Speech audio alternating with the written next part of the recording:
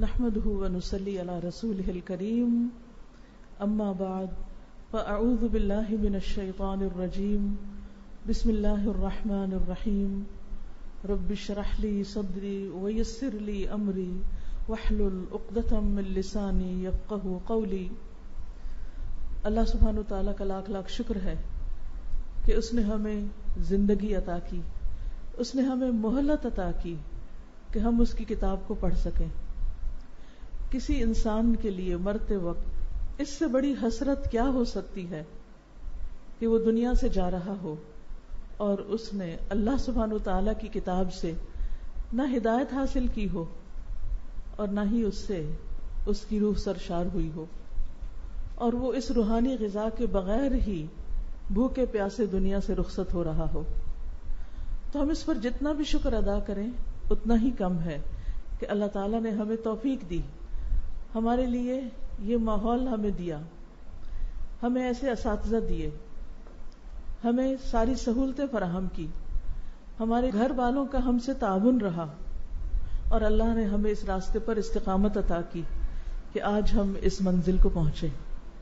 یہ اللہ سبحانہ وتعالیٰ کی توفیق کے بغیر نہیں ہو سکتا، یہ سراسر اسی کی رحمت ہے ہم سب پر، جس پر ہمیں خوش بھی ہونا چاہیے اور شکر گزار بھی ہونا چاہیے۔ لیکن یہ خوشی ہمیشہ کی خوشی کیسے بن سکتی ہے؟ یعنی قرآن پاک مکمل کرنے اور سمجھ کر پڑھنے کی خوشی صرف آج کے دن کی خوشی نہیں ہونی چاہیے، یہ خوشی ہمیشہ کے لیے ہمارے ساتھ رہنی چاہیے۔ لیکن اس میں ہمیشگی کیسے آ سکتی ہے؟ یہ اسی صورت میں جب ہم اس کو مضبوطی سے تھامے رکھیں، یہ ہماری زندگی کا ایک حصہ ہو، ناگزیر حصہ، ہم اسے اپنے کھانے پینے کی ضرورت سے بھی زیادہ اہم ضرورت سمجھیں اور ہم اس راستے پر استقامت عطا کریں۔ اللہ سبحانہ وتعالیٰ سے دعا کرتے ہیں اور ہم کوشش کرتے ہیں کہ اللہ سبحانہ وتعالیٰ ہمیں اسی راستے پر جمائے رکھے اور اس پر استقامت عطا کرے، کیونکہ حقیقت یہ ہے کہ ان الذین قالوا ربنا اللہ ثم استقاموا تتنزل علیہم الملائکۃ الا تخافوا ولا تحزنوا وابشروا بالجنۃ التی کنتم توعدون نحن اولیاؤکم فی الحیاۃ الدنیا وفی الآخرہ وَلَكُمْ فِيهَا مَا تَشْتَهِي أَنفُسُكُمْ وَلَكُمْ فِيهَا مَا تَدَّعُونَ نُزُلًا مِّن غَفُورٍ رَّحِيمٍ۔ یقیناً جن لوگوں نے کہا کہ اللہ ہمارا رب ہے، پھر اس پر استقامت اختیار کی، یعنی اسی راہ پہ جم گئے، ان پر فرشتے نازل ہوتے ہیں اور ان سے کہتے ہیں نہ ڈرو اور نہ غمگین ہو، اور اس جنت کی خوشی مناؤ جس کا تم سے وعدہ کیا جاتا ہے۔ حقیقت یہ ہے کہ جب انسان قرآن مجید پڑھتا ہے تو اس سے اللہ تعالیٰ کی پہچان ہوتی ہے، اس پہچان کے ساتھ جو ایمان اور یقین انسان کو حاصل ہوتا ہے، اس سے دراصل انسان کے اندر ایک سکینت کی کیفیت ہوتی، ایک سرور حاصل ہوتا ہے، اس کو ایک خاص قسم کی لذت حاصل ہوتی ہے، اور پھر انسان اگر اس راستے پر استقامت اختیار کیے رکھتا ہے تو دنیا میں بھی اور آخرت میں بھی اللہ کے فرشتے انسان کے ساتھی، دوست اور مددگار بن جاتے ہیں، اور ہر مشکل مرحلے پر اس کو تسلی دیتے ہیں کہ نہ ڈرو، نہ غم کھاؤ، دکھی نہ ہو، ڈرنے کی بھی ضرورت نہیں، کسی فکر اور گھبراہٹ کی ضرورت نہیں، اور جنت کی خوشی مناؤ۔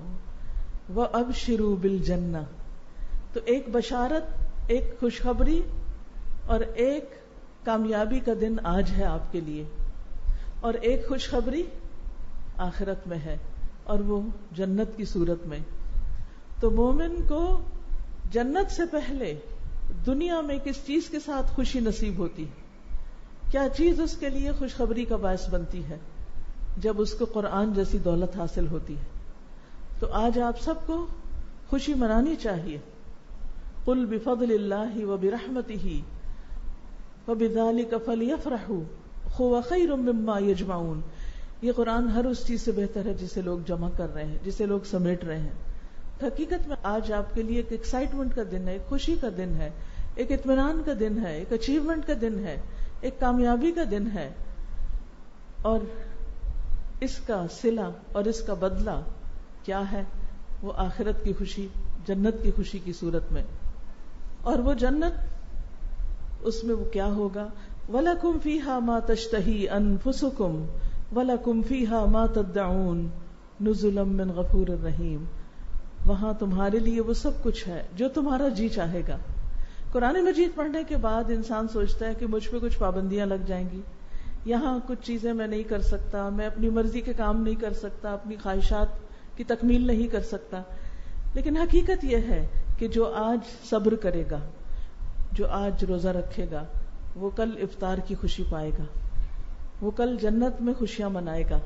لیکن اگر آج آپ قرآن سے لا علمی کے ساتھ، جہالت کے ساتھ یہ زندگی بسر کرتے ہیں اور پھر آخرت میں اسی جہالت کے ساتھ اٹھتے ہیں، تو پھر کوئی خوشی نہیں، پھر خوشی کا امکان نہیں. لیکن اگر آج ہم اس قرآن کے مطابق اپنی زندگی بسر کرتے ہیں تو وہاں کیا کہا جائے گا کہ وہ سب کچھ ہے تمہارے لیے جو تمہارا جی چاہتا ہے، جو تم مانگتے ہو. وَلَكُمْ فِيهَا مَا تَدَّعُونَ، جو بھی تم طلب کرو گے تمہیں ملے گا. یہ سب کچھ کیا ہے؟ نُزُلًا مِّن غَفُورٍ رَحِيمٍ، غفور الرحیم کی طرف سے مہمانی ہے. لیکن اس کے لیے ایک شرط ہے کہ ہم اس راستے پر استقامت اختیار کریں، قائم رہیں. استقامت کا مطلب کیا ہوتا ہے؟ استقامت کا مطلب ہوتا ہے صراط مستقیم پر چلتے رہنا. صراط مستقیم جس کی دعا ہم نے اس کورس کے پہلے دن میں مانگی تھی اور جس کا معنی سمجھا تھا اور جس کی تفسیر ہم نے سیکھی اور جس کے بعد ہم شعوری طور پر نمازوں کے اندر اہدنا الصراط المستقیم کی دعائیں کرتے رہے. تو حقیقت یہ ہے کہ استقامت سے مراد صراط مستقیم پر قائم رہنا، اس دین پر قائم رہنا جس میں انسان دائیں بائیں نہ جائے، ادھر ادھر دیکھے ہی نہ، کچھ اور اس کو نظر نہ آئے.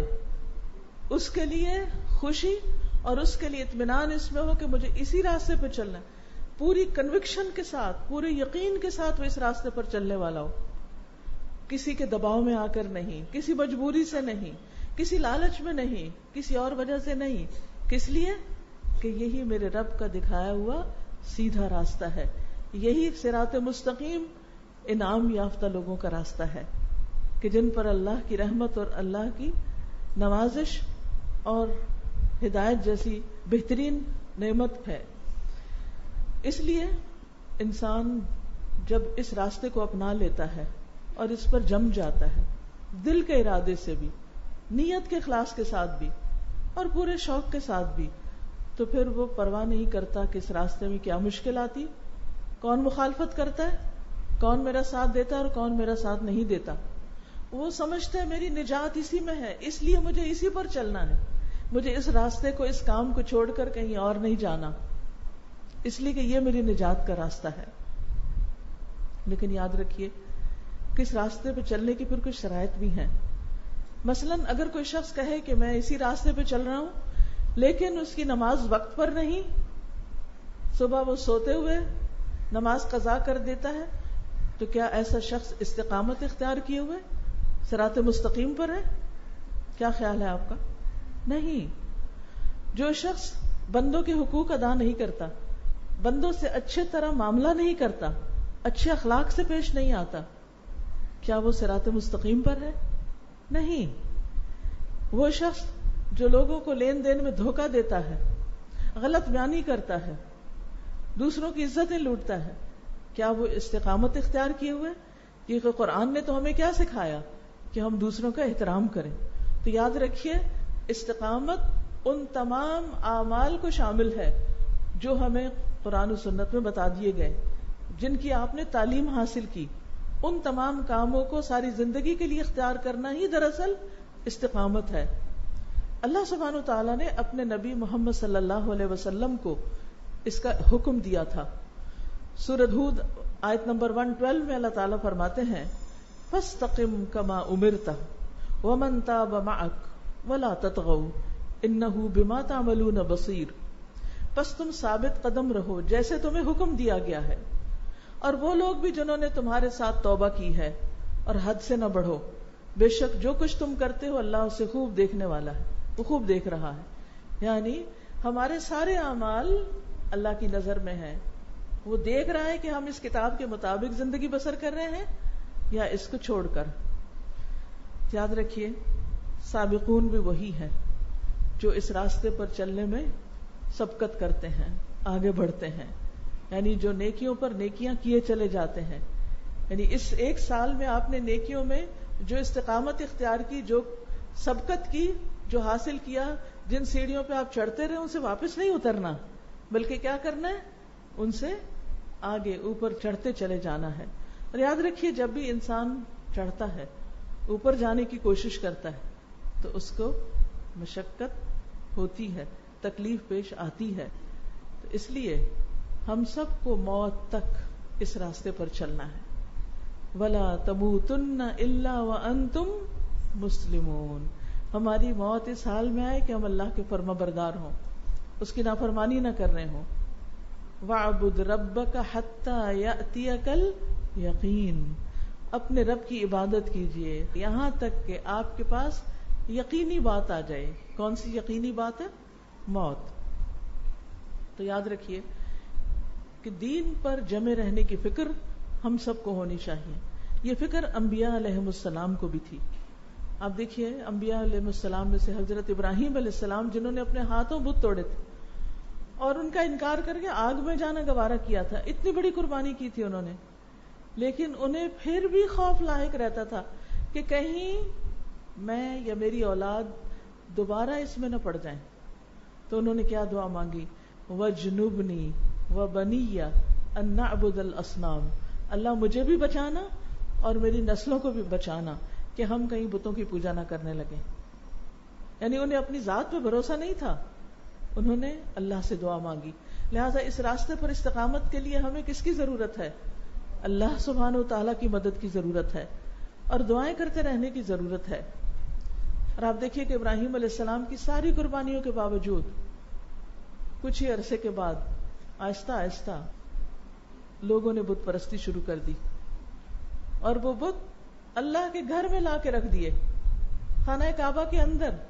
اس سے آپ اندازہ لگا سکتے ہیں کہ کتنی جلدی شیطان انسان کو اپنے راستے پر لے جاتا ہے اور کس طرح وہ بھٹکاتا ہے.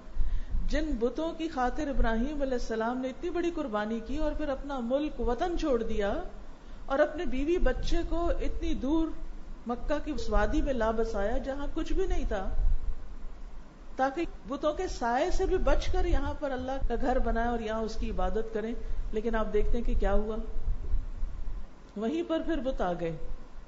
تو ہم سب کو اپنے بارے میں، اپنی نسلوں کے بارے میں، اپنے ساتھیوں کے بارے میں، اپنے دوستوں سب کے بارے میں فکر مند ہونا چاہیے کہ کہیں ایسا نہ ہو کہ ہم قرآن پڑھنے کے بعد پھر واپس پلٹ جائیں، پھر ہم دنیا میں پڑ جائیں، پھر دنیا کی محبت ہمارے دل پہ گھر کر جائے، پھر دنیا کے چھوٹے چھوٹے فائدوں کی خاطر ہم اس کتاب کی تعلیم کو بھول جائیں. کہیں ایسا نہ ہو. یوسف علیہ السلام نے کیا دعا مانگی تھی جب انہیں سب کچھ مل گیا تھا؟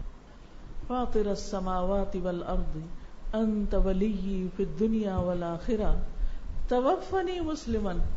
یہ دراصل کیا استقامت کی دعا ہے. توفنی مسلما، میری موت اسلام کی حالت میں ہو. انہوں نے یہ نہیں کہا میں تو مسلمانی ہوں، مسلمانی مروں گا، نہیں، میں جب فوت ہوں تو میں مسلمان ہوں، تیرا فرما بردار ہوں. وَأَلْحِقْنِي بِالصَّالِحِينَ، اور مجھے نیک لوگوں کے ساتھ ملا دے. اب دیکھیے ان کے پاس ایک طرح سے الٹیمیٹ پاور آ گئی تھی دنیاوی اعتبار سے، نبوت بھی تھی اور اس کے ساتھ ساتھ حکومت بادشاہت بھی تھی، لیکن اس کے باوجود اپنی ذات پر کچھ بھی بھروسہ نہیں تھا. تو اس لیے ہمیں بھی کبھی اپنے اوپر بھروسہ نہیں کرنا چاہیے کہ اب ہم قرآن مجید پڑھ چکے ہیں، ہم نیک بن گئے ہیں اور شاید ساری زندگی اسی طرح نیک رہیں گے. نہیں، آئندہ بھی اسٹرگل جاری رکھنی ہوگی، کوشش کرتے رہنا ہوگا. انسان تو لمحوں میں غافل ہو جاتا ہے، بھٹک جاتا ہے، خیالات انسان کو کہاں سے کہاں پہنچا دیتے ہیں. امام ابن تیمیہ کہتے ہیں کہ دعاؤں میں سب سے افضل دعا وہ ہے جو اللہ نے ہمیں سورۃ الفاتحہ میں سکھا دی ہے. کون سی دعا ہے وہ؟ اہدنا الصراط المستقیم، ہمیں سیدھا راستہ دکھا. کیونکہ اس میں بندوں کی دین اور دنیا دونوں کی اصلاح ہے، دونوں کی اصلاح کو جمع کرتی ہے یہ آیت. اہدنا الصراط المستقیم. دنیا کے کاموں میں بھی یا اللہ ہمیں صحیح فیصلوں کی توفیق عطا فرما، صحیح ڈیسیژن لینے کی توفیق دے، صحیح راستے پہ ہم چلتے رہیں، کہیں ایسا نہ ہو کہ تھوڑا سا بھی موڑ دائیں بائیں مڑے اور ہم بہت دور جا پڑے. اکثر ایسا ہی ہوتا ہے نا کہ ہم کہتے ہیں اچھا اب یہ بہت تھک گئے ہیں، ہم بہت کچھ پڑھ لیا ہے، تھوڑے دن ہم ریلیکس کر لیں، آرام کر لیں. نتیجہ کیا ہوتا ہے کہ اللہ کے رسول صلی اللہ علیہ وسلم کو یہی حکم دیا گیا تھا کہ جب نبوت کے کاموں کی تکمیل ہو جائے تو اس کے بعد آپ ہالیڈیز پہ چلے جائیں کہیں. فَإِذَا فَرَغْتَ فَانْصَبْ وَإِلَىٰ رَبِّكَ فَارْغَب. مومن کا آرام، مومن کی چھٹی، مومن کی راحت کب ہے؟ جنت میں جا کر. نبی صلی اللہ علیہ وسلم اپنے صحابہ کو بھی استقامت کی تلقین کیا کرتے تھے. عبداللہ ابن عمرو ابن العاص کہتے ہیں کہ آپ نے مجھ سے فرمایا، اے عبداللہ فلاں شخص کی طرح نہ ہو جانا جو رات کو قیام کرتا تھا پھر اس نے رات کا قیام چھوڑ دیا. یعنی وہ ایک نیک کام کرتا تھا پھر اس نے وہ کام چھوڑ دیا. اور حق سے ہٹنے والے اور قرآن کو چھوڑنے والے کی مثال قرآن مجید میں سورۃ الاعراف میں آیت نمبر 175 اور 176 میں ایک شخص کا واقعہ بیان کیا گیا ہے جس کو اللہ نے اپنی آیات کا علم دیا تھا، پھر اس نے کیا کیا؟ اس راستے سے ہٹ گیا تو شیطان اس کے پیچھے لگ گیا، شیطان پیچھے لگ گیا، پھر وہ گمراہ ہو گیا. اللہ تعالیٰ فرماتے ہیں اگر ہم چاہتے تو انہی کے ذریعے اسے بلندی عطا کرتے. بعض اوقات انسان دنیا میں بلندی حاصل کرنے کے لیے دین کا راستہ چھوڑ دیتا ہے مگر وہ زمین سے چمٹ گیا، یعنی دنیا ہی کی محبت اس کے دل میں گھر کر گئی اور اپنی خواہش کے پیچھے لگ گیا. تو ایسے شخص کی مثال کیا دی گئی؟ ایسے شخص کی مثال کتے کی سی ہے. اگر تو اس پر حملہ کرے تو بھی ہانپتا، نہ کرے تو بھی ہانپتا ہے، زبان لٹکائے ہوئے ہے. یہ ان لوگوں کی مثال ہے جنہوں نے ہماری آیات کو جھٹلا دیا، یعنی سب کچھ جاننے کے بعد ان کا انکار کر دیا. ان سے قصے بیان کرتے رہیے شاید کہ یہ غور و فکر کریں. کیا آپ کو معلوم ہے کہ اس کی کیا سزا ہے جو قرآن پڑھے اور اس پر پھر عمل نہ کرے؟ صحیح بخاری میں ایک حدیث آتی، نبی صلی اللہ علیہ وسلم نے ایک خواب دیکھا تھا جس میں 2 آدمی آپ کے پاس آئے. آپ فرماتے ہیں کہ انہوں نے میرے ہاتھ تھام لیے اور مجھے ارض مقدس کی طرف لے گئے. ارض مقدس کون سی؟ فلسطین. پھر وہاں سے عالم بالا کی طرف لے گئے. وہاں ہم ایک ایسے شخص کے پاس آئے جو سر کے بل لیٹا ہوا تھا اور دوسرا شخص ایک بڑا سا پتھر لے کے اس کے سر پہ کھڑا تھا. وہ اس پتھر سے لیٹے ہوئے شخص کے سر کو کچل دیتا، یعنی اس کے سر پہ مارتا. جب وہ اس کے سر پہ پتھر مارتا تو پتھر اس کے سر کو لگ کے دور جا گرتا. ایسا ہوتا ہے نا کہ گرے اور پھر وہ باؤنس ہو کے پرے چلا جاتا ہے. پھر وہ جا کر اسے اٹھا لاتا. ابھی وہ پتھر لے کے واپس نہیں آتا تھا کہ اس شخص کا سر دوبارہ درست ہو جاتا. پھر وہ پتھر مارتا، پھر سر کچلا جاتا، پتھر دور جاتا، پھر اٹھا کے لاتا. تو آپ نے پوچھا کہ یہ کون ہے جس کا سر کچلا جا رہا ہے؟ تو بتایا گیا کہ یہ ایک ایسا انسان ہے جسے اللہ نے قرآن کا علم دیا لیکن وہ رات کو پڑا سوتا رہا اور دن میں اس پر عمل نہیں کیا. قیامت کے دن تک اس کے ساتھ یہی ہوتا رہے گا. اور ایک جگہ پر صبح کی نماز نہ پڑھنے کے بارے میں یہ بات آتی کہ فجر کی نماز اس نے چھوڑ دی. آپ سوچئے کہ اگر ہم قرآن پڑھ کر بھی صبح وقت پر نہیں اٹھتے، فجر کی نماز نہیں پڑھتے تو کتنی بڑی پوچھ ہوگی.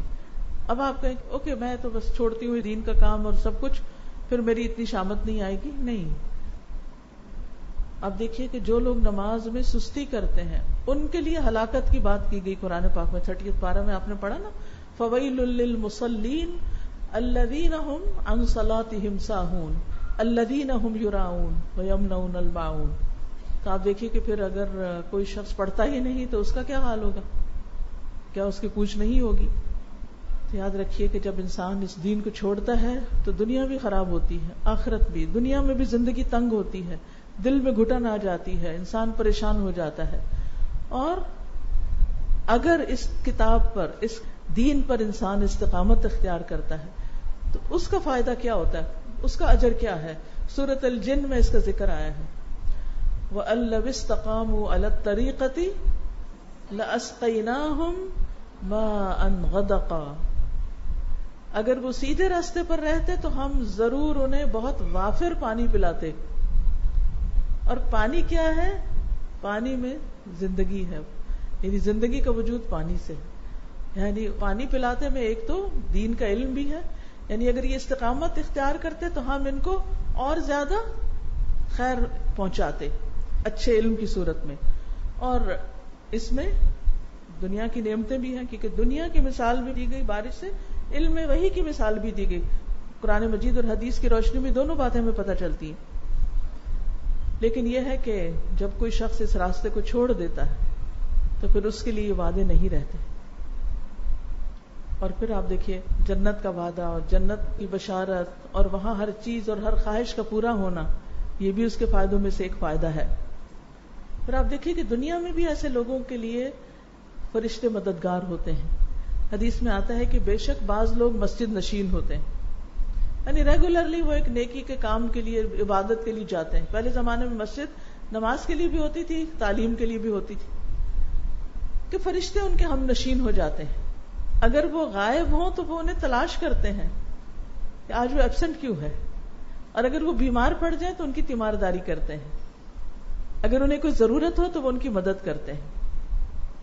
ٹھیک ہے، تو اس لیے ہم سب کو دنیا میں بھی اچھی دوستی، اچھی کمپنی کی ضرورت ہے، اور فرشتوں سے بڑھ کر اچھی کمپنی کس کی ہو سکتی ہے.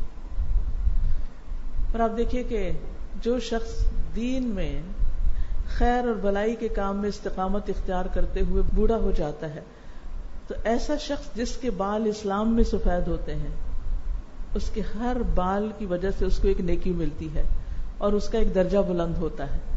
تو ہمیں یہ کام صرف جوانی میں ہی نہیں، صرف شادی سے پہلے تک نہیں، شادی کے بعد بھی بڑھاپے تک، موت تک یہ کرتے رہنا ہے. اور جو دنیا میں استقامت اختیار کرتے ہیں، مرتے وقت بھی ان کو کلمہ نصیب ہوتا ہے، قبر میں بھی ان کو استقامت کی توفیق ملتی ہے جب فرشتے ان سے سوال جواب کرتے ہیں. آپ کیا سوچتے ہیں کہ اس راستے پر میں کس طرح قائم رہ سکتی ہوں؟ جی دعا کے ذریعے. جی اور سب سے پہلے قرآن کو مضبوطی سے پکڑ کر، اس کتاب کے ساتھ تعلق قائم رکھ کے، قل نزلہ روح القدس من ربک بالحق لیثبت الذین آمنوا، کہہ دیجئے اسے یعنی قرآن کو روح القدس نے آپ کی طرف حق کے ساتھ تھوڑا تھوڑا کر کے نازل کیا ہے تاکہ ان لوگوں کو ثابت قدم رکھے جو ایمان لائے ہیں. تو استقامت میں سب سے اہم ترین چیز قرآن مجید کے ساتھ گہرا تعلق. وہ حدیث یاد ہوگی آپ کو، صحیح ابن حبان کی ہے، کہ بے شک یہ قرآن ایک رسی ہے جس کا ایک کنارہ اللہ کے ہاتھ میں اور دوسرا کنارہ آپ کے ہاتھ میں ہے. اس کو مضبوطی سے پکڑے رکھو، کیونکہ اس کے بعد تم ہرگز گمراہ نہیں ہوگے. تو جس کو یہ ڈر ہو کہ میں پھسل نہ جاؤں، میں گمراہ نہ ہو جاؤں، اس کو چاہیے کہ قرآن مضبوط پکڑ لے اور ہمیشہ اس کو انجوائے کرے کہ یہ میرے ہاتھ میں، اس کا دوسرا سرا اللہ کے ہاتھ میں. اس کے ذریعے میرا ایک کنیکشن ہو جاتا ہے اللہ سبحانہ و تعالیٰ کے ساتھ. تو اس طرح آپ کو استقامت نصیب ہوگی. دوسری چیز جو استقامت کا ذریعہ بنتی ہے وہ نبی صلی اللہ علیہ وسلم کی سنت ہے. قرآن مجید سورۃ النساء 66 میں اللہ تعالیٰ فرماتے ہیں وَلَوْ أَنَّهُمْ فَعَلُوا مَا يُوعَظُونَ بِهِ لَكَانَ خَيْرًا لَهُمْ وَأَشَدَّ تَثْبِيتًا، اور اگر وہ واقعی اس پر عمل کرتے جو انہیں نصیحت کی جاتی ہے تو یہ ان کے لیے بہتر اور زیادہ ثابت قدم رکھنے والا ہوتا. یعنی نبی صلی اللہ علیہ وسلم کی نصیحتیں ان کے لیے استقامت کا ذریعہ بنتی. اسی طرح تیسری چیز نیک کام کرتے رہنا، اچھے کاموں میں مشغول رہنا، یہ آپ کو استقامت دیتا ہے. پھر گناہوں سے بچتے رہنا، کیونکہ جب انسان گناہ کرتا ہے تو دل پہ سیاہ نقطہ لگ جاتا ہے اور انسان غافل ہو جاتا ہے. جب دل اندھیرا ہوتا ہے تو کچھ کیا نہیں جاتا، لیکن جب انسان گناہوں سے بچتا ہے تو کیا ہوتا ہے؟ گناہوں سے بچتا ہے تو دل روشن رہتا ہے. تو گناہوں سے بچنے کی شعوری کوشش، خاص طور پر فتنوں سے بچ کے رہنا، ایسے ماحول، ایسی جگہوں، ایسی چیزوں سے بچ کے رہنا جو انسان کو فتنے میں مبتلا کرتے ہیں. پھر ہے اللہ کے راستے میں لگے رہنا، والذین جاہدوا فینا لنہدینہم سبلنا. وہ لوگ جو ہمارے راستے میں جدوجہد کرتے ہیں ہم ضرور انہیں اپنے راستے دکھائیں گے. آپ اگر دین کا کام کرتے رہیں گے, کہیں نہ کہیں دین والوں کے ساتھ جڑے رہیں گے اور اس کام میں کوشش کریں گے, اسٹرگل کریں گے, تو آپ اس راستے پر جمے رہیں گے. جب آپ دین کا کام چھوڑ دیتے ہیں تو پھر انسان کے اندر سستی آتی ہے, پھر دنیا کی محبت دل میں آنے لگتی ہے, پھر پورے دل کو پکڑ لیتی ہے, پھر انسان اپنا راستہ ہی بدل لیتا ہے. سب کچھ تبدیل ہو جاتا ہے, دن کی روٹین تبدیل ہو جاتی ہے, راتیں تبدیل ہو جاتی ہیں, لباس تبدیل ہو جاتا ہے, گفتگو کا سٹائل تبدیل ہو جاتا ہے, لین دین کے معیار تبدیل ہو جاتے ہیں, پورے لائف سٹائل چینج ہو جاتا ہے جب انسان اس قرآن کو چھوڑ دیتا ہے. تو اس راستے میں لگے رہیے, محنت کرتے رہیے, اور اس راستے میں لگنے کے لیے علم چاہیے. لہذا استقامت کے لیے, اس راستے میں کام کرنے کے لیے علم حاصل کرتے رہیے, ایک کے بعد ایک چیز سیکھتے رہیے.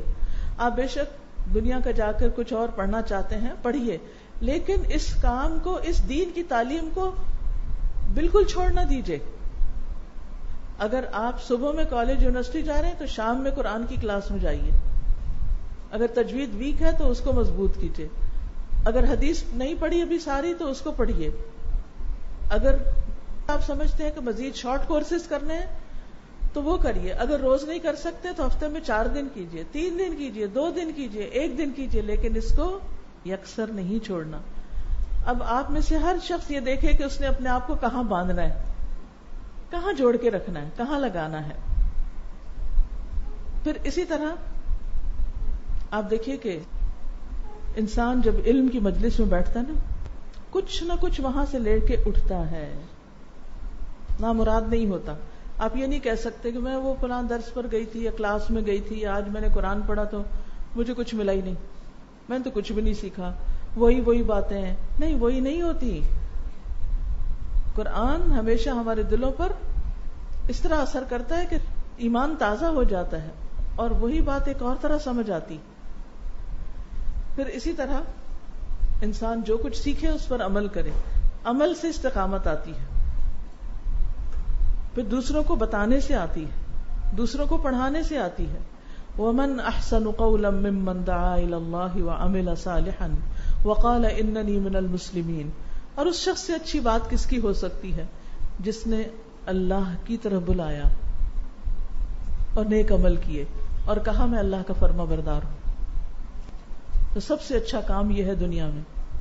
کیا واقعی ہم اس کو اچھا کام سمجھتے ہیں؟ نبی صلی اللہ علیہ وسلم نے فرمایا, جس نے کسی کو ہدایت کی دعوت دی اس کے لیے پیروی کرنے والے کے برابر ثواب ہوگا. یعنی جتنے لوگ آپ سے سیکھ کر عمل کریں گے ان سب کا اجر آپ کو بھی ملے گا. پھر اسی طرح جہاں بیٹھے خیر کی بات کریں. ابن القیم کہتے ہیں آدمی کی برکت یہ ہے کہ جہاں جائے بھلائی کی تعلیم دے. جہاں بھی جائیں, جہاں بیٹھیں, جس کے ساتھ بھی بیٹھیں, خیر کی بات کریں. اور اگر لوگ آپ کے پاس آئیں تو ان کی خیر خواہی کریں, ان کے آنے کو اپنی سعادت سمجھیں, اپنی خوش قسمتی سمجھیں کہ لوگ آپ کے پاس آ رہے ہیں پڑھنے کے لیے. عیسیٰ علیہ السلام جو تھے ان کو قرآن مجید میں کہا گیا وَجَعَلَنِي مُبَارَكًا أَيْنَمَا كُنتُ, میں جہاں بھی ہوں مبارک ہوں.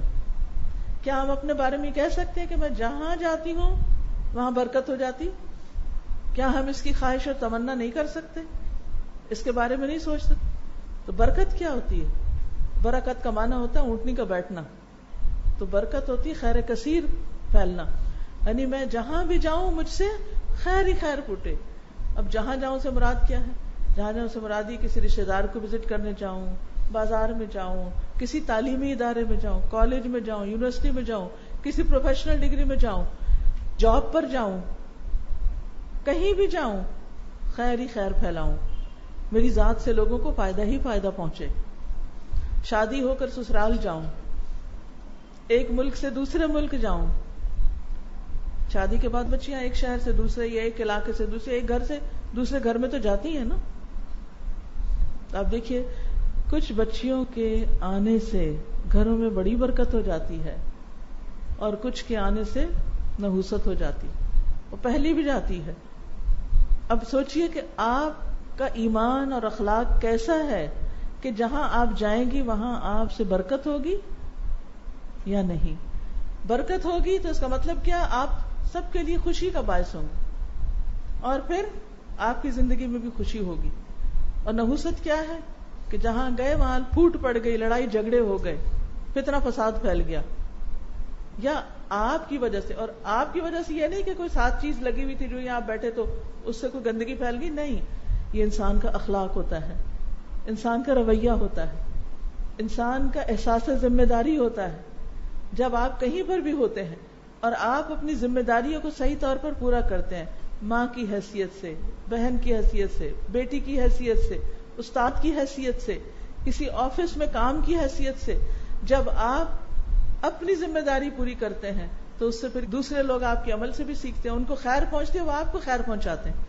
لیکن جب آپ دوسروں کو فائدہ نہیں پہنچاتے، دوسروں کی کیئر نہیں کرتے، تو پھر کیا ہوتا ہے؟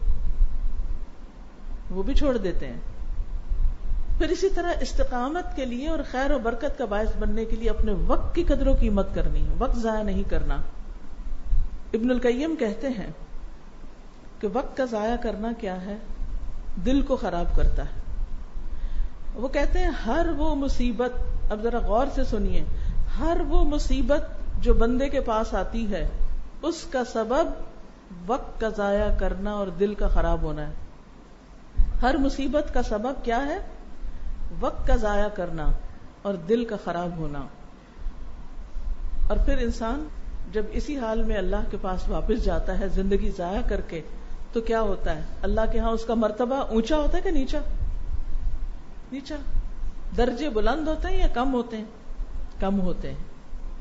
اسی طرح دین پر استقامت کے لیے ضروری ہے کہ آپ غافل لوگوں کے ساتھ گھل مل کے نہ رہیں، ان میں زیادہ نہ بیٹھیں جو لوگ ہر وقت دنیا کی باتیں کرتے ہیں.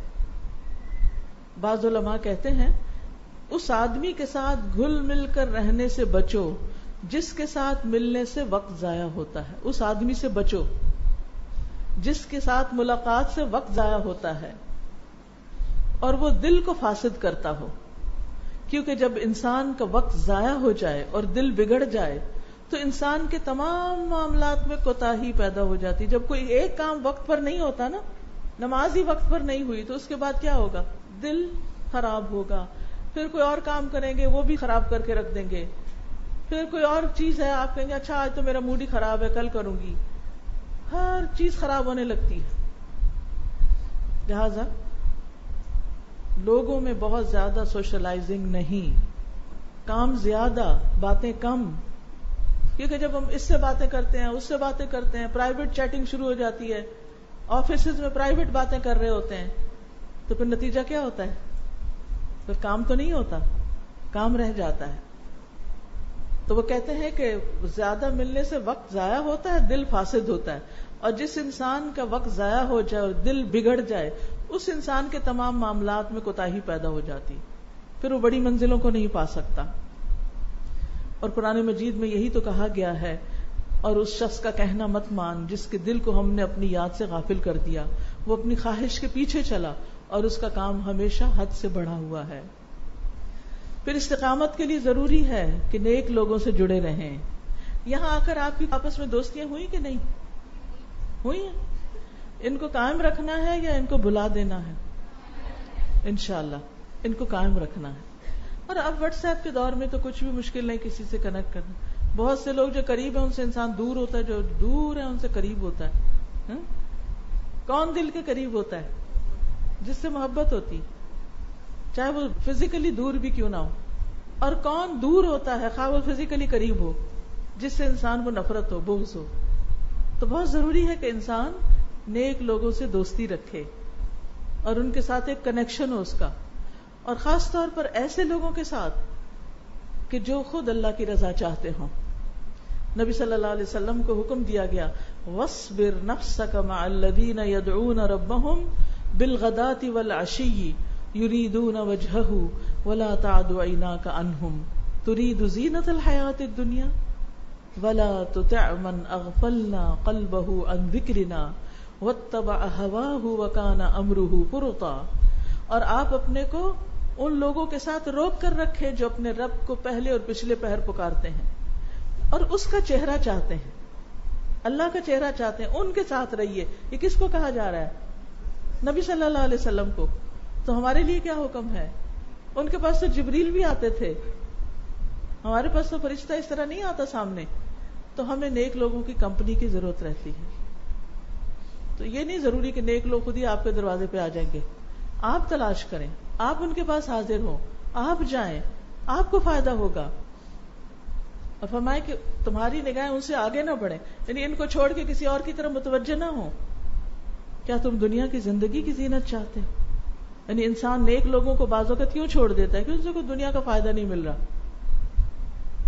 تو وہ دنیا والوں کی طرف زیادہ راغب ہو جاتا ہے اور ان کے ساتھ مل کے زیادہ پھر انجوائے کرنے لگتا ہے. کیونکہ دل جو غافل ہے، خود اپنا دل جب دنیا میں ڈوبا ہوا ہوتا ہے تو پھر دنیا والے ہی سے محبت ہوتی. جب دل میں اللہ کی یاد ہوتی ہے تو اللہ والوں سے ہی محبت ہوتی ہے انسان کو، کیونکہ انسان اپنے ہی دل کے مطابق دوست بناتا ہے. اور پھر فرمایا کہ اس کا پیچھا نہ کرو جو اپنی خواہش کے پیچھے چل رہا ہے اور اس کا کام ہمیشہ حد سے بڑھا ہوا ہے. پھر آپ دیکھیے کہ جڑ کر رہیں ادارے سے، نیک لوگوں سے، قرآن کی کلاسز سے، کیونکہ جماعت پر اللہ کا ہاتھ ہوتا ہے. رسول اللہ صلی اللہ علیہ وسلم نے فرمایا تم جماعت کو لازم پکڑو، بھیڑیا ہمیشہ دور رہنے والی اکیلی بکری کو کھا جاتا ہے. اگر آپ سب سے کٹ گئے نا، ابھی تو میری شادی ہوئی ہے، ابھی تو میں نے سسرال کی خدمت کرنی ہے، ابھی تو میں ان کے ساتھ رہوں گی، ان کو راضی کروں گی، اور راضی کرتے کرتے کرتے زندگی بیت جاتی اور پھر وہ راضی پھر بھی نہیں ہوتے، کیونکہ ہم نے اللہ کو راضی کرنے کی فکر نہیں کی. تو اس صورت میں کیا ہے، جب آپ دین والوں سے کٹ جاتے ہیں، دین کی مجلسوں سے کٹ جاتے ہیں، تو آہستہ آہستہ کیا شیطان آپ کو نگلنے کی کوشش کرتا ہے. بھیڑیا دور رہنے والی بکری کو ہی کھاتا ہے. جو ریوڑ کے ساتھ ہوتی ہے وہاں حملہ نہیں کر سکتا. آپ صلی اللہ علیہ وسلم نے فرمایا اللہ کا ہاتھ جماعت پر ہے، شیطان اس کے ساتھ ہے جو جماعت سے علیحدہ ہو، وہ اس کو ایڑی مار کے بھگاتا ہے، دور لے جاتا ہے. پھر استقامت کے لیے ہمیں ایمان پہ مددگار ساتھی تلاش کرنا ہے. جب شادی کریں تو اس وقت بھی یہ ضرور دیکھیں کہ آپ کے ایمان کا کیا ہوگا. صرف دنیا نہ دیکھیں، دین دیکھیں. پھر اس کے بعد یہ کہ اپنا محاسبہ کرتے رہیں، اپنے آپ کو چیک کرتے رہیں کہ میں کیا کر رہی ہوں، کیا میں صحیح راستے پہ چل رہی ہوں یا نہیں. وَلْتَنظُرْ نَفْسٌ مَّا قَدَّمَتْ لِغَدٍ، ہر شخص کو دیکھنا چاہیے وہ کل کے لیے کیا تیار کر رہا ہے. پھر اگر ایمان کم ہوتا محسوس ہو تو اس کی فکر کریں. نبی صلی اللہ علیہ وسلم نے فرمایا ایمان تمہارے پیٹوں میں اس طرح پرانا ہو جاتا ہے جس طرح کپڑا پرانا ہو جاتا ہے، سو تم اللہ سے سوال کیا کرو کہ وہ تمہارے دلوں میں ایمان کی تجدید کرے. پھر عبادات کے لیے وقت نکالنا، نماز وقت پر، اذکار صبح و شام کی بالکل نہیں چھوڑنا. رات کو سوتے ہوئے بھی آیت الکرسی، آمن الرسول، معوذات، ان کی پابندی کرنی تاکہ شیاطین آپ کو نہ جگڑیں. تو اپنی عبادت کے لیے وقت نکالنا ہے.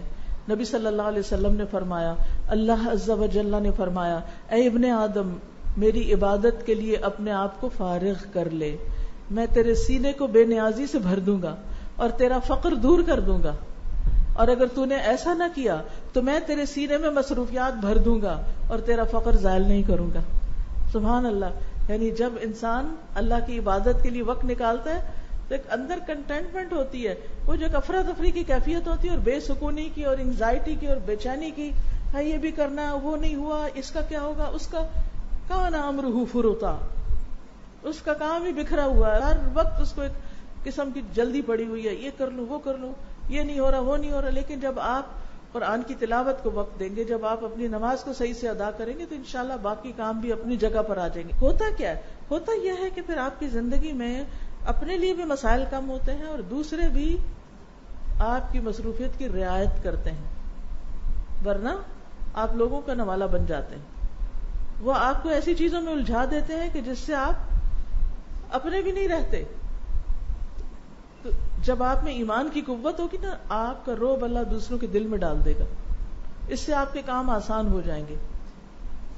ورنہ آپ کہیں گے میں نے اس کو یہ کہا، اس نے نہیں کیا، اس نے یہ نہیں کیا، اس نے وہ نہیں کیا. کیوں نہیں کوئی آپ کی بات مان رہا؟ کیونکہ کمی آپ کے اپنے اندر ہے. اپنا ایمان بڑھائیں, پھر دیکھیں اللہ آپ کے کام کتنے آسان کرتا ہے. جو کام 10 دفعہ کہنے سے ہوگا وہ 2 دفعہ 1 دفعہ میں ہی ہو جائے گا. اس طرح آپ کا وقت بچے گا اور برکت ہوگی. اور عبادات میں خاص طور پر نمازوں کی حفاظت, ذکر اذکار کی پابندی, کیونکہ ذکر کرنے والا ایسا ہی ہے جو زندہ ہو, اور نہ کرنے والا ایسے جیسے کوئی مردہ ہو. پھر زبان کی حفاظت, حدیث میں آتا ہے لا یستقیم ایمان عبد حتی یستقیم قلبہ, کسی کا ایمان درست نہیں ہوتا یہاں تک کہ اس کا دل درست نہ ہو. ولا یستقیم قلبہ حتی یستقیم لسانہ, اور اس شخص کا دل درست نہیں ہوتا جب تک اس کی زبان درست نہ ہو. اچھا, زبان کی درستگی میں بعض اوقات ہم کہتے ہیں کہ ہم بس آپس میں دوست ہیں نا, فرینک ہیں, کچھ بھی بول دیں. مثال کے طور پر دوستوں کو بلانے کے لیے ایک لفظ استعمال کرنا کوئی برا نہیں رہا. اب کیا لفظ ہے وہ, سب کو پتا ہے. جب ہم چھوٹے ہوتے تھے نا تو ہمارے گھر میں اس لفظ کا استعمال ایک جرم ہوتا تھا. تم نے یہ لفظ کہا, جیسے کوئی گالی دے دی ہو. یعنی بچپن سے ہی ہمارے والد اتنی سختی کرتے تھے غلط لفظ کے استعمال کرنے پر, کسی گالی کیا گالی سے قریب تر کسی چیز پر. باقی چیزیں معاف ہو جاتی تھیں, زبان کا غلط استعمال معاف نہیں ہوتا تھا. اتنا ڈرایا تھا کہ اگر تم نے چپکے سے بھی کہیں باہر کہیں کسی کو بھی کوئی گالی دی, تمہاری قبر میں ایک سانپ پیدا ہوگا. اور ہم اتنا ڈرتے تھے کہ کہیں بھی دل میں بھی ایسا لفظ نہیں بولنا. آج آپ دیکھیں کہ ہم دین پڑھ کے بھی گھٹیا قسم کے لفظ جو ہیں ان کو زبان پہ ایسے لے آتے ہیں جیسے کوئی بات نہ ہو. دین پڑھنے والوں کی زبان بڑی ستھری ہوتی ہے. دین کے نمائندوں اور دین کی تبلیغ کرنے والوں کی زبان پر غلط لفظ یا گندے لفظ نہیں ہوتے, یا بازاری لفظ نہیں ہوتے, عوامی لفظ نہیں ہوتے. وہ زبان کا استعمال اچھے طریقے سے کرتے ہیں. اب مثلا کسی کو کہہ دینا کیا تم نخرے کر رہی ہو, اچھا لفظ ہے. اس کے تو بڑے نخرے, کیا یہ اچھا لفظ ہے؟ آپ بتائیے.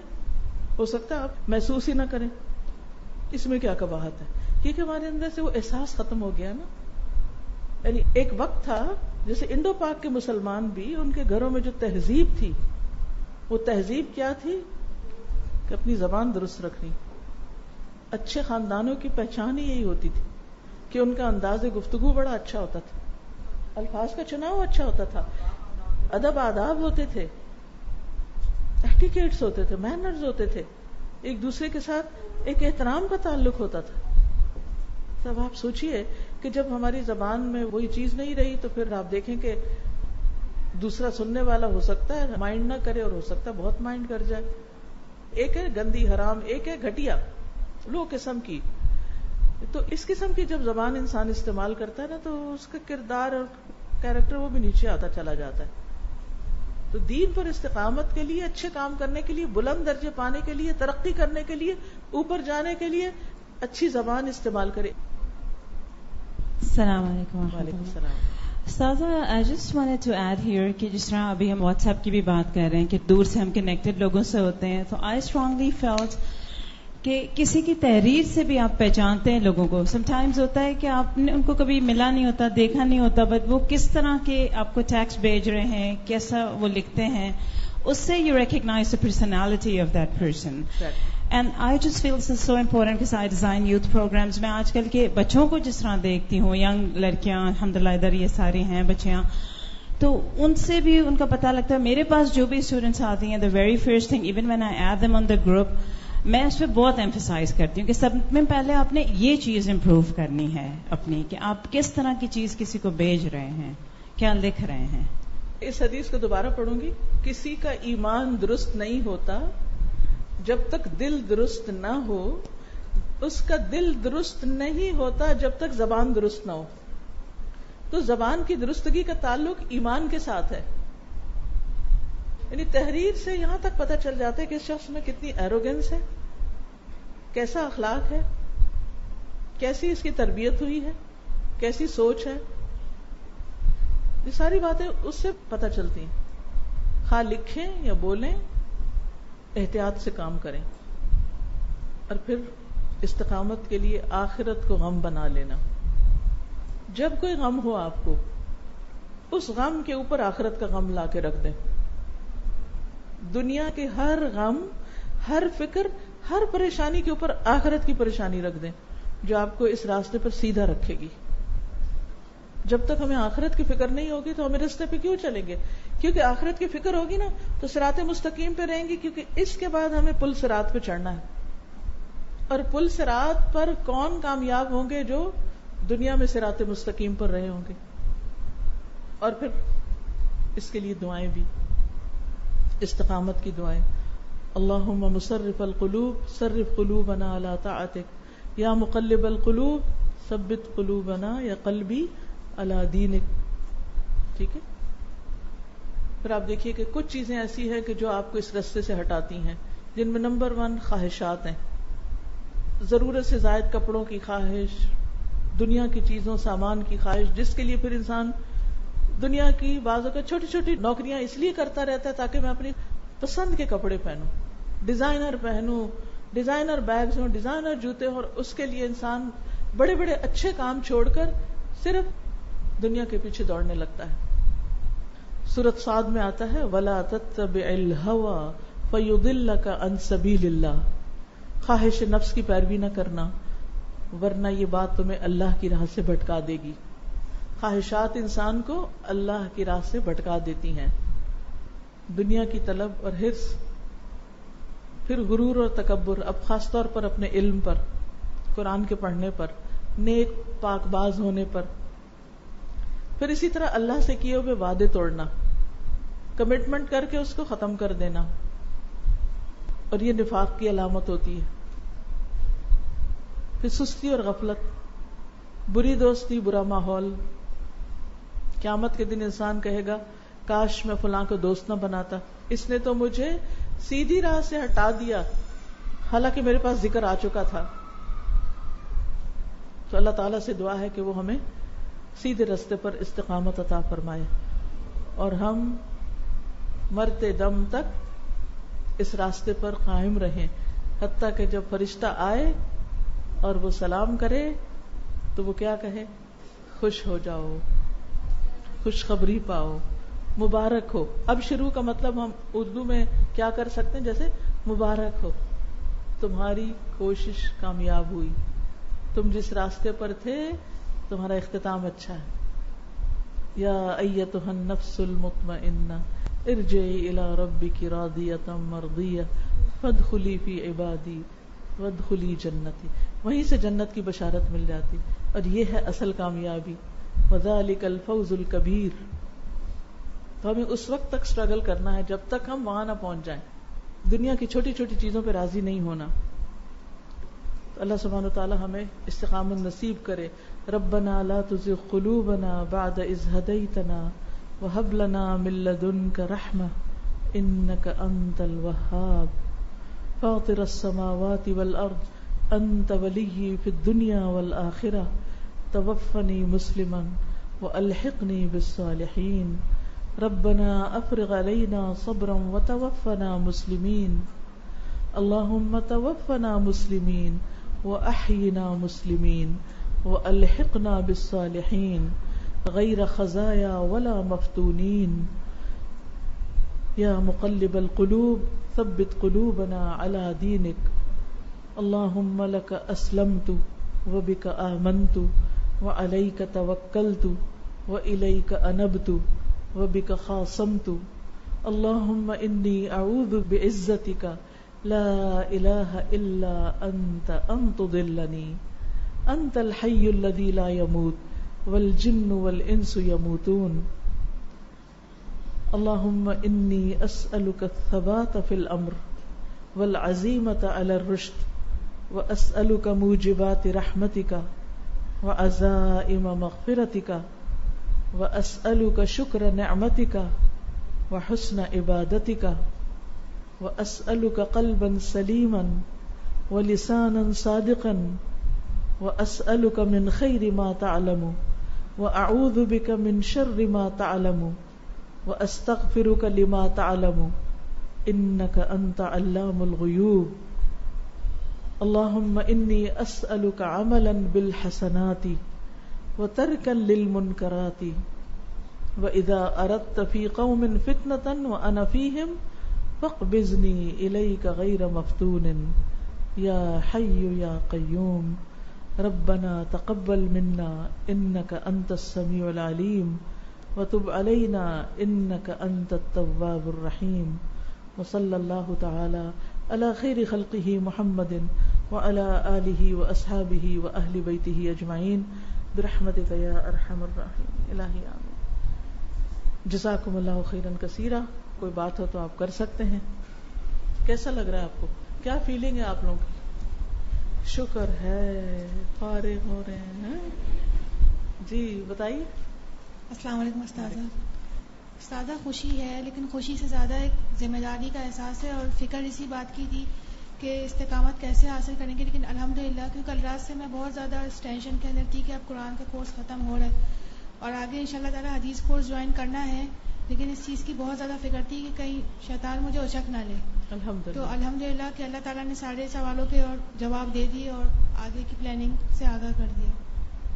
میں نے تو موٹی موٹی گائیڈ لائنز آپ کو دے دی جو قرآن و سنت ہمیں دیتا ہے کہ اس راستے پہ کیسے ہم جمے رہ سکتے ہیں. باقی آپ نے ڈیٹیلز اپنی لائف کی طے کرنی ہے کہ اپنے باقی ساری مصروفیات میں سے اس کے لیے یعنی اس کتاب سے جڑے رہنے کے لیے کیا طریقہ اختیار کرنا ہے، نیک لوگوں سے جڑے رہنے کے لیے کیا کوشش میں نے کرنی. اس کے لیے آپ نے خود اپنی زندگی میں سے اپنی پلاننگ کرنی ہے اپنے حساب سے. جی السلام علیکم استاذہ. میں اپنا پہلا دن یاد کر رہی تھی کہ جب آئی تھی اتنی لا علم اتنے گناہوں میں پڑے ہوئے تھے، کچھ معلوم نہیں تھا، لیکن میں آج دیکھ رہی ہوں کہ الحمدللہ سب کچھ معلوم ہو گیا اور بار بار یہ احساس ہو رہا ہے کہ اب جب بھی کوئی بھی برائی کرنے کی طرف دیکھیں گے بھی تو یہ ایک دل میں احساس اللہ تعالیٰ ڈالیں گے کہ اب سب کچھ پڑھ لیا انشاءاللہ. جی پیچھے. السلام علیکم استاذہ. پہلے جب ہم لوگوں نے قرآن نہیں پڑھا تھا اب تو ویسی زندگی نہیں رہی کہ پہلے میں اپنا بتا رہی ہوں مجھے سکون جو ہے وہ گانوں سے محسوس ہوتا تھا، میں گانے سن کے اپنے آپ کو سکون دیتی، لیکن اب میرا ایسا ہو گیا کہ میں اب گانے نہیں سنتی، بالکل میں نے ختم کر دیے ہیں، میں بالکل بھی اب گانے نہیں سنتی. کمی نہیں ہوتی زندگی میں کوئی؟ مس نہیں کرتی ان کو؟ نہیں، اب قرآن آ گیا اب مس نہیں کرتے اس سے بہتر چیز آ گئی. ٹھیک ہے. انسان کی زندگی میں یہ ہوتا ہے کہ پڑھ لیا، پھر آپ نے ڈگری لے لی، پھر آپ کے بچے ہو گئے، لیکن سب کچھ حاصل کرنے کے بعد بھی اتنا خالی پن تھا. پہلے اتنی بے مقصد زندگی لگتی تھی، اچھا یہ بھی کر لیا، اب ڈگری بھی لے لی، اسپیشلائزیشن کا بھی پیپر دے دیا، اب کیا ہے کیا ہے، تو اتنا خالی پن تھا. لیکن جب یہاں پر آئی، جب کیا تو اب لگتا ہے کہ نہیں ابھی تو کچھ بھی نہیں کیا ہے، مطلب وہ ٹائم جو پڑھے کا اب لگتا ہے کہ ضائع کیا، ابھی تو بہت کچھ کرنا باقی ہے. تو اب ایک لائف میں ایک موٹیویشن ہے کہ آپ نے کچھ کرنا ہے، ورنہ بالکل خالی پن تھا زندگی میں کہ لگتا تھا سب کچھ کر لیا اور اب لگتا ہے کہ کچھ بھی نہیں کیا ہے. آئندہ کی کیا پلاننگ ہے؟ میں نے تو یہی سوچا کہ آئندہ کہ میں اپنے پروفیشن میں جاؤں گی. کیا پروفیشن ہے آپ کا؟ میں ڈاکٹر ہوں. تو مجھے یہ لگتا ہے کہ بہت بزی لائف ہوتی ہے ان کی، تو وہ اس طرح نہیں نکل سکتے. تو اب میرا دل کرتا ہے اسی کے اندر ان کو، مجھے لگتا ہے کہ چھوٹی سی بریک ہوئی جس طرح بیچ میں، تو آپ ایک آیت بتا دی یا کچھ، مطلب میرا یہ پلان ہے کہ انشاءاللہ تعالی آہستہ آہستہ کر کے کہ ان کو تھوڑا تھوڑا کر کے، کیونکہ ایک دم سے سب لوگ نہیں چھوڑ سکتے پروفیشن، ہر ایک کا اپنا. نہیں پروفیشن چھوڑنا بھی کیوں، بہت اچھا پروفیشن ہے جس میں انسانوں کی تکلیفیں دور کرتا ہے انسان. ہم میں سے ہر کوئی بیمار ہوتا ہے اور جب ہم بیمار ہوتے ہیں تو ہمارا حال کیا ہوتا ہے، ہم چاہتے ہیں کوئی ہو جو ہماری مدد کرے. تو ایسی تکلیف میں اگر کوئی مدد کرتا ہے تو وہ مدد اگر اللہ کی خاطر انسان کر رہا ہے، ٹھیک ہے پروفیشن ہے لیکن ایک اچھے جذبے کے ساتھ کر رہا ہے تو اجر بھی ہے اور پھر ایک سکون بھی ہے اس کے اندر. اور خاص طور پہ پیشنٹ جو آپ کے پاس آتے ہیں، پہلے بھی ہم ان کو تسلی دیتے تھے لیکن اب زیادہ اچھا طریقہ آ گیا تسلی دینے کا کہ اب ان کو ایک گائیڈ لائن دے سکتے کہ نہیں آپ اس طرح نہیں، اس طرح کریں. جو بھی پیشنٹ ہو نا تو اس کو طہارت، نماز اور اللہ کے ذکر کی طرف ضرور لگائیں اور اس کا راستہ بھی بتائیں کہ آپ کہاں جا کے سن سکتے ہیں، کیا پڑھ سکتے ہیں، کیا کر سکتے ہیں. شفا کی دعائیں، ایک ایک دعا بھی اگر آپ کے پاس جیسے چھوٹے چھوٹے کارڈ بھی رکھے ہوئے نا اور ہر مریض کو جاتے ہوئے آپ دے دیں تو آپ دیکھیے کتنا صدقہ جاریہ ہوگا. وہ پڑھے گا، آگے پتہ نہیں کون کون پڑھیں گے. اسی طرح یہ ہے کہ جب مریض سامنے لیٹا ہوا ہوتا ہے تو جو چاہے اس کو سنا دیں، ہر چیز ایکسپٹ کرنے کو تیار ہوتا ہے ڈاکٹر کی. تو جو تبلیغ آپ کر سکتی ہے نا وہ اور نہیں کر سکتے. تو تبلیغ کا صرف ایک طریقہ یا تعلیم کا ایک یہ نہیں کہ یہیں بیٹھ کر لیکچر دینا، آپ جہاں جائیں مبارک ہوں، ہر جگہ خیر پھیلائیں.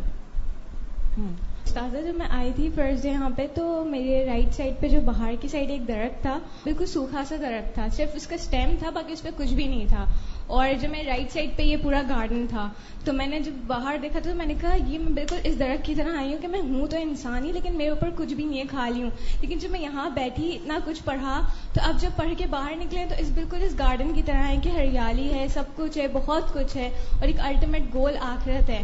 تو اب جب بوڑھے لوگ بھی دعائیں دیتے ہیں جیسے نانی وغیرہ بھی کہ اللہ تعالیٰ آپ کو دنیا کی خوشیاں دکھائے, تو میں ان کو اس بات پہ روک دیتی ہوں کہ آپ لوگ دنیا پہ آ کے کیوں رک جاتے ہیں کہ بس آپ کو دنیا کی خوشی مل. آپ لوگ یہ کیوں نہیں کہتے کہ اللہ تعالیٰ تمہیں آخرت کی خوشی دکھائے, اللہ تعالیٰ تمہیں ہمیں اس طریقے سے جنت میں ملا ہے. آپ لوگ بزرگ اللہ تعالیٰ آپ لوگ کو دین کی تعلیم دیں, لیکن آپ لوگ ہماری آخرت کے بارے میں کیوں نہیں سوچتے؟ تو یہ آخرت کا گول بہت زیادہ ضروری ہے. انشاءاللہ. جی آپ. السلام علیکم. وعلیکم السلام. استاذہ جب میں یہاں پہ آئی تھی تو مجھے ایسما کا پرابلم ہے, تو سوچ رہی تھی کہ میں کیسے کروں گی یہ کورس.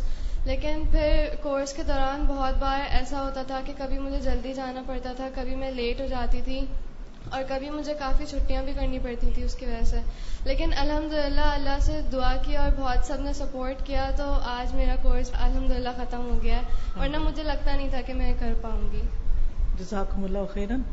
اللہ تعالیٰ آپ لوگ کو خوش رکھے اور اس دین پر استقامت دے اور بہت برکتوں سے نوازے, اور آپ کے ٹیچرز اور جنہوں نے آپ پر محنت کی ہے ان سب کو بہترین جزائے خیر عطا کرے. سبحانک اللہم و بحمدک, اشہد ان لا الہ الا انت, استغفرک و اتوب الیک. السلام علیکم و رحمۃ اللہ وبرکاتہ.